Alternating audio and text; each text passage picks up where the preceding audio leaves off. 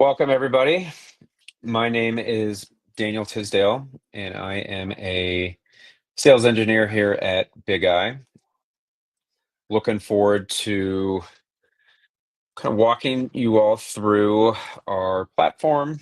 And this is a monthly webinar. We do this once a month, so happy and excited for um, giving everyone here a kind of a quick run through and rundown of who Big Eye is, what we do, and really kind of wanted to just go through a few quick slides, and then from there we will jump in and do a quick high level demo, and save a few minutes at the end for some questions. So really wanted to kind of start out, just more kind of on the education side. So Big Eye really helps, create trust in everything you build with data. So our platform, we're a data observability platform. We really enable data engineers, analysts, any sort of data stewards to collaborate on keeping all of your data fresh, accurate, and trustworthy.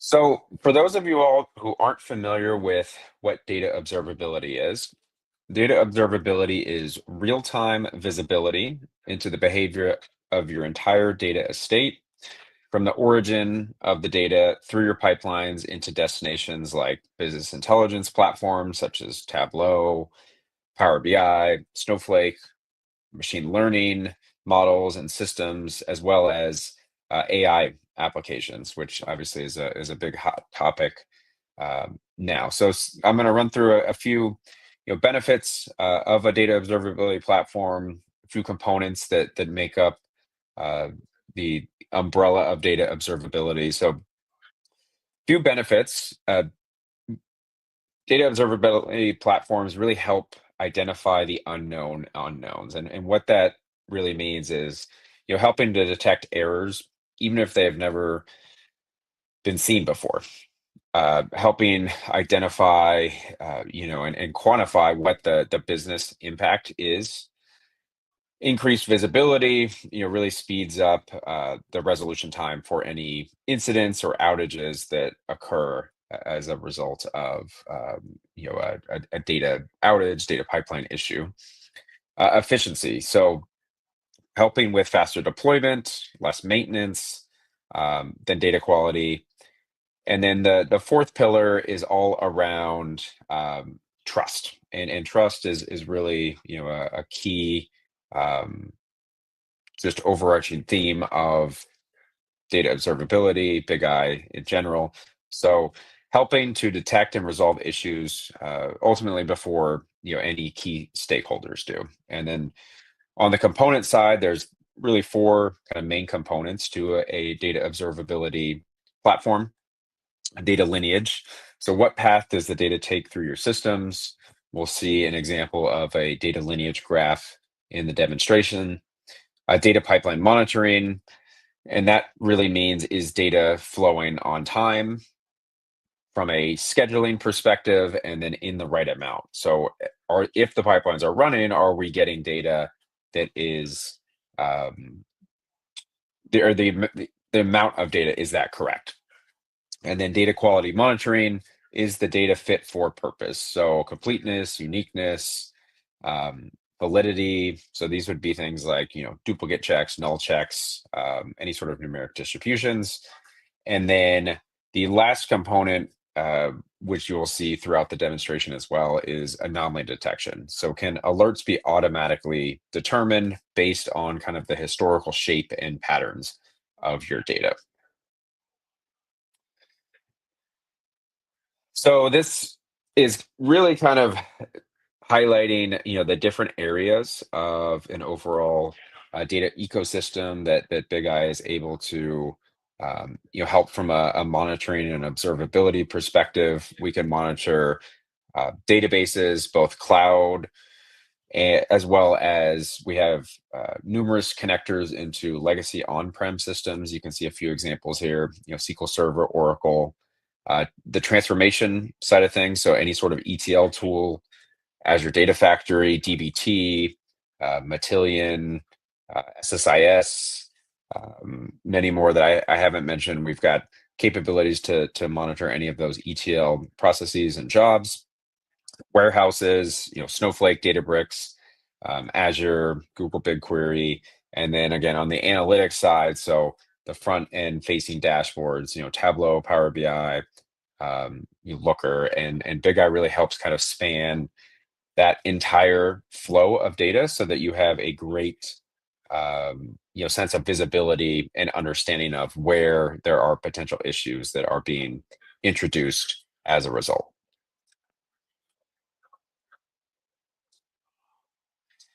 Now, when we talk about being able to actually measure the ROI that a customer is able to get from leveraging and implementing the Big Eye platform, some of the key um, KPIs and metrics that our customers are really able to um, improve over time, really within the first 6 months of leveraging Big Eye would be, the amount of hours saved by automating, all of these checks that are historically have been done manually.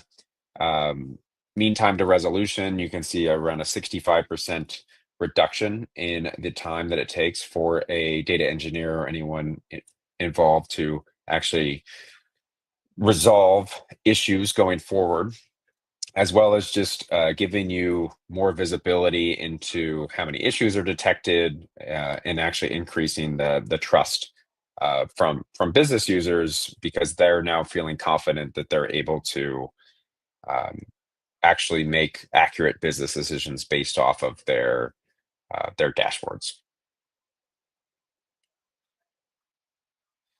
And just know that you're in very good company. So Big Eye, we're typically primarily focused on large enterprise customers. So enterprise data teams around the world, choose Big Eye to run their businesses on their trusted data. Few names to call out, USAA from a financial services, insurance side of things, Cisco, Canva, Hertz, Zoom, Kenvue, Magellan Health. So we span all industries, and really kind of help um, the largest of the large organizations around the world. One of Big Eye's kind of unique value propositions is the breadth and just kind of wide range of connectors that we have available for some of those legacy on-prem systems, which a lot of times enterprise companies are still leveraging some of that legacy technology.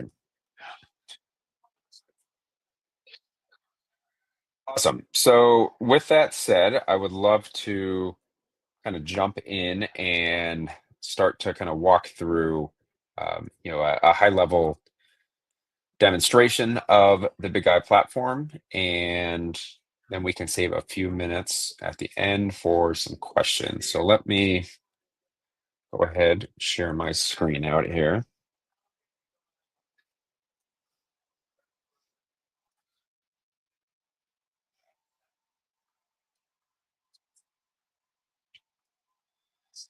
So where I wanted to start with today is actually in one of those BI tools. So in this case, we're looking at a Tableau dashboard. And one of the key features that Big Eye has for a business stakeholder, a business analyst, anyone who is wanting to quickly and easily understand, can I trust the data that's being displayed on this dashboard, is our browser extension. And I'll get to that in a brief moment, but one of the key points I wanted to highlight is just by me looking at this dashboard, I don't necessarily have any way to know, is the data that's feeding into it high quality? Are there any sort of issues with the data? Is the data fresh? Is it stale? Are there missing values? I just have to kind of take the data for face value based off of what's displayed on this dashboard here. Now, what I can do is I can click on this Bigeye browser extension,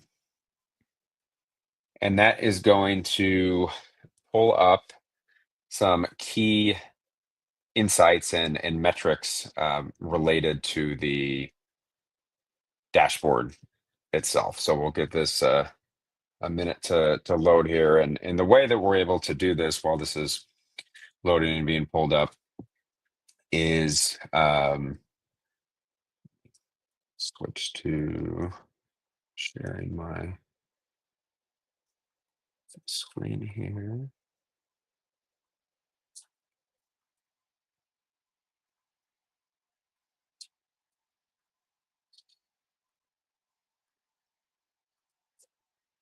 Okay, perfect. So how we're able to, actually be able to kind of collect and capture all of the information that is powering this browser extension is through our lineage capabilities. So what we're looking at first at the top of this browser extension is a health section. This health section gives us two key percentages that really help us kind of understand, okay, what's the health of the dashboard? Can I trust, the data that's being displayed on the dashboard? So the first one up at the top, monitoring deployed, so 100%. So that's great. So what that means is we have some level of Bigeye metric that has been deployed on every single one of the columns that is ultimately feeding into this dashboard here. So that could be, the layer directly before it's loaded into Tableau, or that could be, a source system like an Oracle or a SQL Server. So we have some level of monitoring on every single object. And then from a metric health perspective, we have deployed a total of 47 metrics.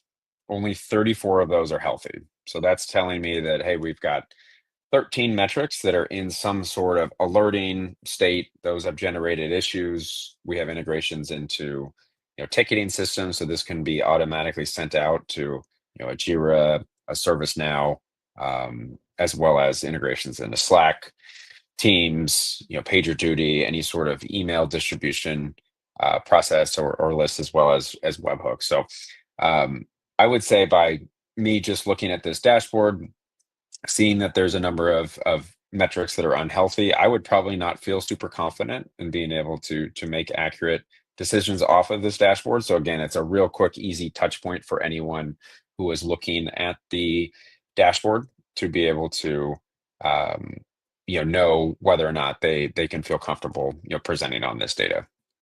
And as I scroll down here, I can see some additional details around the details of those data quality issues. So the data, this is telling me that there's some unexpected duplicate values, as well as unexpected value distributions of the data itself. And then down here under issue details, this is where we see the breakdown of both pipeline and quality issues. So pipeline issues, these are going to be making sure that the pipeline itself is running, meaning did the data load on those scheduled loads that we're expecting, as well as if the data pipeline did run, is the amount of data, is the number of records that were loaded in, similar and kind of within acceptable range compared to all of the previous historical runs of that pipeline. And then quality here, where we've got the bulk of our issues, these would be things like, duplicate checks, null checks, average min max, values and list, anything that is tied directly to the actual quality of the values inside of individual columns. And these are links that I could click on. I could click on quality here.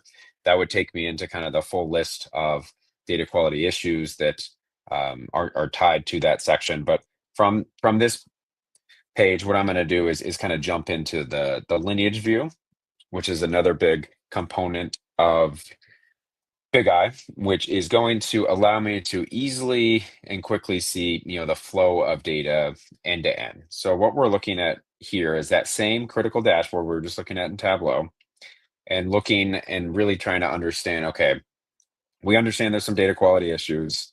That dashboard's tagged as at risk.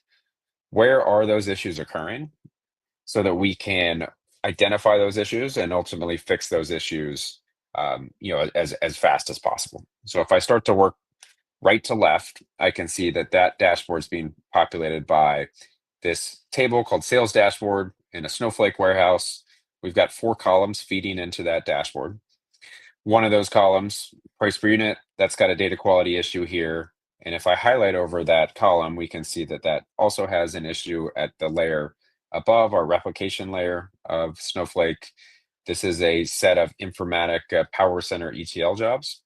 And if we go all the way upstream to Oracle, we can see that price per unit column is highlighted in that light shade of red, signifying that's the root cause issue, meaning this is the place that we would want to ultimately resolve or fix that data quality issue so that same issue is not kind of propagating down each layer as we are creating new transformations, adding new data, building new pipelines.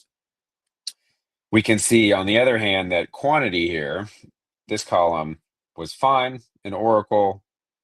That issue was first introduced after going through this set of ETL jobs. So it really is helpful, from the perspective of letting you know where these issues are first being introduced, so you can focus on fixing those issues as fast as possible. Now, if I want to drill into this price per unit issue, I can click on this link here, and this is telling me that we have one open issue. This issue is telling me that the minimum value is too low on price per unit. So when I click into the details of that issue, I can see first up at the top, this description. This is a generative AI description that is summarizing all of the details that we have around that specific issue. So it's telling me, what that value is currently set to. So right now it's dropped all the way to 0. I can also see that on this time series based chart. That gray band that's shifting a little bit, that is the machine learning anomaly detection. And so everything was good, was within an acceptable range up until the last time that metric ran. That observed value was lower than the lower bound, which has now generated this issue for us. So it's telling me, again, where that issue was identified. It's also telling me that the root cause of the issue isn't at this layer of Snowflake. It's actually in our Oracle warehouse. And that issue could be potentially due to some complex filtering logic in one of our DBT ETL jobs. We're also able to see kind of the downstream business impact. So there's multiple Tableau dashboards that were impacted, so we can understand the blast radius of that impact. And then it's also giving us some potential recommended resolution steps as a result. I can click this right-hand pane, open. I can also see some additional details, how many reports are affected. We can see, again, the root cause was due to that price per unit column in Oracle. And I can even, again, have tickets in external systems automatically created. So this created a Jira ticket for me. So now I've got all of the context that I need to really kind of understand the details of this issue. And so from here, I can click on the Resolve tab. And this Resolve tab is going to first surface up a number of suggested resolutions for me. So this is another feature under what we call Big AI in Bigeye. So leveraging some generative AI to look at all of the context that we have on the issue and give you a number of suggested resolutions or steps that you can take to potentially resolve this issue. So once I've gone through and kind of implemented any of these suggested resolutions here, I can mark whether that worked or that didn't work, so that in the future, I've got context on, what were the steps that we took if there's a similar related issue on this column or on this table. I'm also able to see under this data diagnosis section what's called a debug query.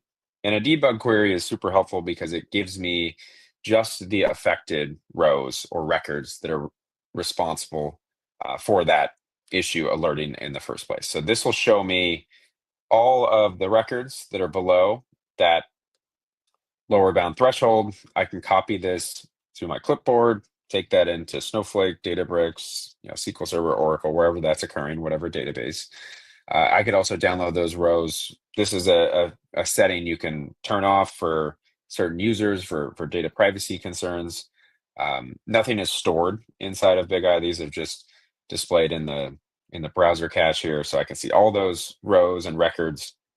And then down here, this is where I can also see the ETL code. So we're leveraging DBT in this example. And this is telling me that due to some using some uh, an or condition in the where clause, that could potentially be incorrectly filtering some of the data out, which could be responsible for this price per unit issue in the first place. And then down here under related issues summary, this is where I can see any previously related issues, relative to or related to that specific column. What were the steps that we took? So that can be helpful again with kind of speeding up the time to resolve any of those issues there.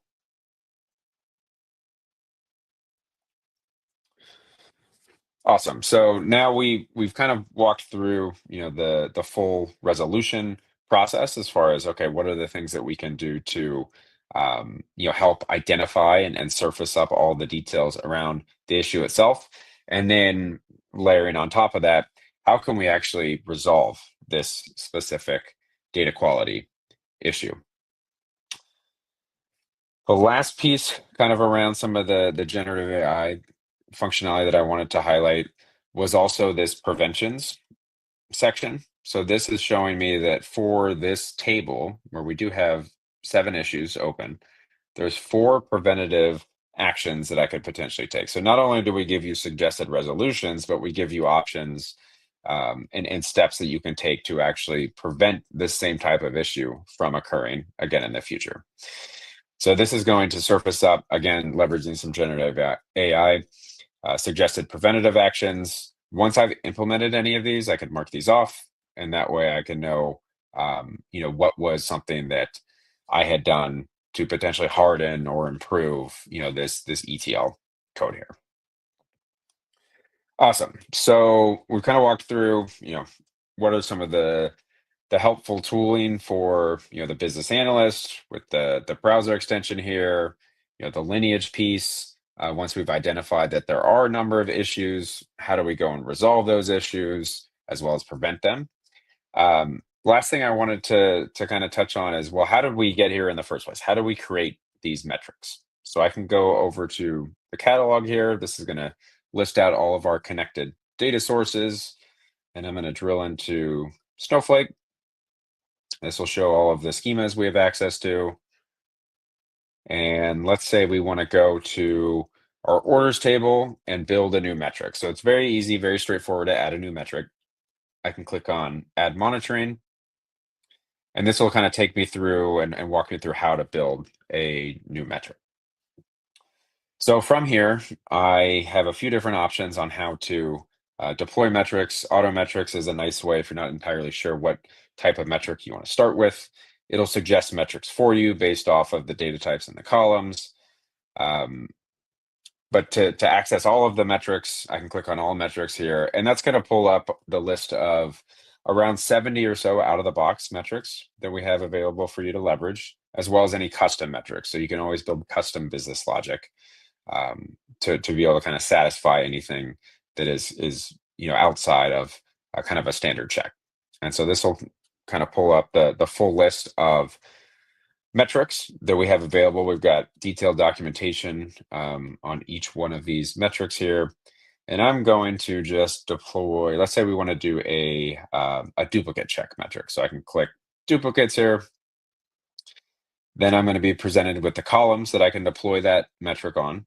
So I'm going to say, let's make sure we have no duplicate order IDs in this table. I can click that column. And then this screen allows me to kind of configure that metric. So most customers, they leverage the auto thresholds. That's the machine learning anomaly detection. And you can see here that we're leveraging 21 days of historical data to really help generate those initial starting thresholds for what is considered an anomaly or not. So once I'm comfortable with the configuration, I can do two things before deploying this metric. One, assign an owner to the metric, so it defaults to whoever's creating it, so myself in this case. And then a collection would allow me to group similar types of metrics into almost like a folder structure. So I could say if this metric is related to one of our critical sales dashboards, we want that to, alert a certain individual via email or a certain Slack channel or a Teams channel, um, and automatically, create a ticket. So it's one way to be able to define how any sort of notifications go out, what the triage process is for that. And then I just click deploy, and that'll go and initiate the actual deployment of the metric itself. So pretty straightforward, real easy process, to be able to start building, automated data quality metrics and checks on your various data sources.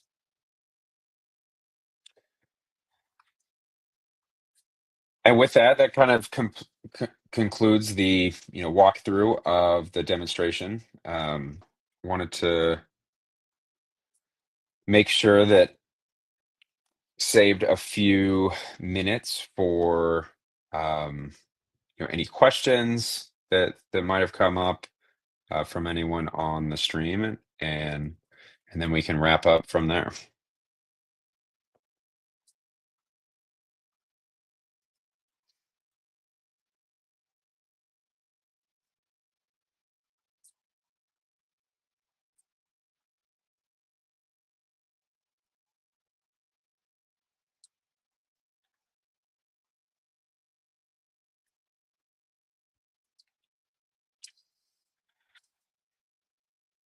One of the questions that I'll highlight, that just a commonly asked question is, all around security. We're SOC 2 Type 2 compliant, ISO 27001. So we take security very, very seriously. We work with, again, some of the largest, banks, healthcare customers, in the world. So we have all of kind of the relevant certifications to make sure that there's not going to be any sort of issues with your data as a result of leveraging kind of Big Eyes, um, you know monitoring and observability platform, for that. And we do have a pretty robust range of integrations and connectors that, anyone can take a look at on our website to be able to kind of understand, based on your data sources, um, what are the options that we have for being able to connect to those systems. I will share a link here in the chat that gives you all a link to our integrations. Um, so real easy to see what are the options that we have there. And then another common question is, what is the best way to kind of get in contact with Big Eye? So there is on our webpage, and let me just share this out real quick.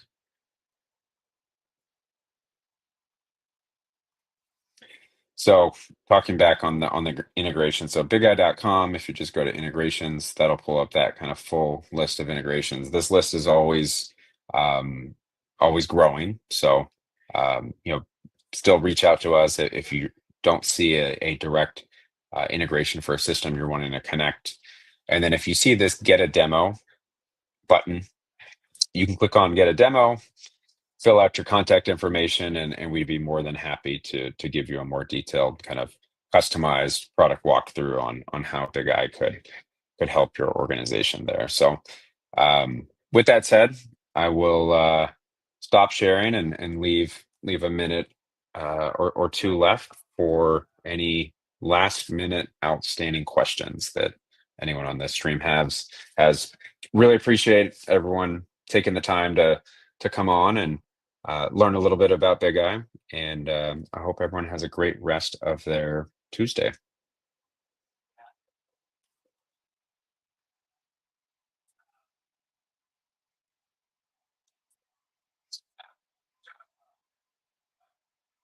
Hi, Raman.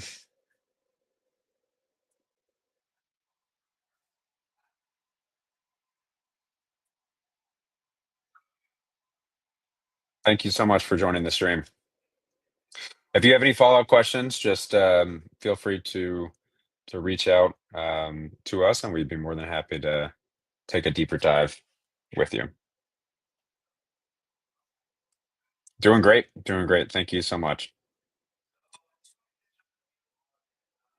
Awesome. Well, with that, I'm gonna go ahead and end the stream.